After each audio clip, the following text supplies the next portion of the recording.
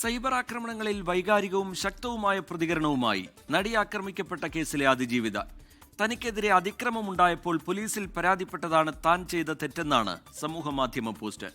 ഇതിനിടെ കേസിൽ പ്രതിയായിരുന്ന ദിലീപിനെതിരെ സംസാരിച്ചതിന് തനിക്ക് നേരെ ഭീഷണിയുണ്ടെന്ന് ചൂണ്ടിക്കാട്ടി ഡബ്ബിംഗ് ആർട്ടിസ്റ്റ് ഭാഗ്യലക്ഷ്മി ഡിജിപിക്കും സൈബർ പോലീസിനും പരാതി നൽകി.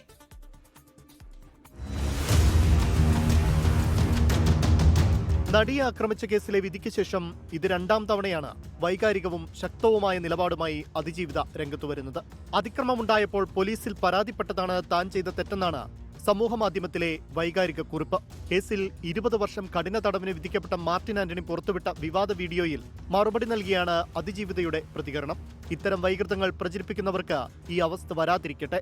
താൻ ഇരയോ അതിജീവിതയോ അല്ല, സാധാരണ മനുഷ്യനാണെന്നും ജീവിക്കാൻ അനുവദിക്കണമെന്നും അതിജീവിത.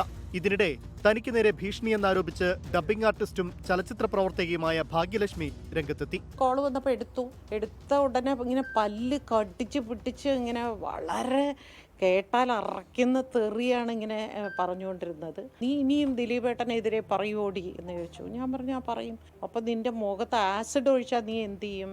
നീ ഒഴുക്കി എന്ന് പറഞ്ഞു. വേറൊരു വിധത്തിലുള്ള ഒരു കൊട്ടേഷൻ മാതിരിയാണ് എനിക്ക് തോന്നുന്നത്. ഭീഷണിയിൽ സംസ്ഥാന പോലീസ് മേധാവിക്കും സൈബർ പോലീസിനും ഭാഗ്യലക്ഷ്മി പരാതി നൽകി.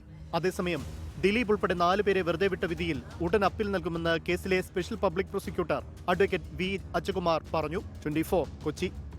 ലോകത്തെവിടെയായാലും ഏത് സമയത്തും 24 വാർത്തകളും ഓഗ്മെന്റഡ് റിയാലിറ്റി പാക്കേജുകളും എക്സ്പ്ലെയിനറുകളും വിശദമായി കാണാൻ ഞങ്ങളുടെ യൂട്യൂബ് ചാനൽ നിങ്ങൾക്ക് സബ്സ്ക്രൈബ് ചെയ്യാം.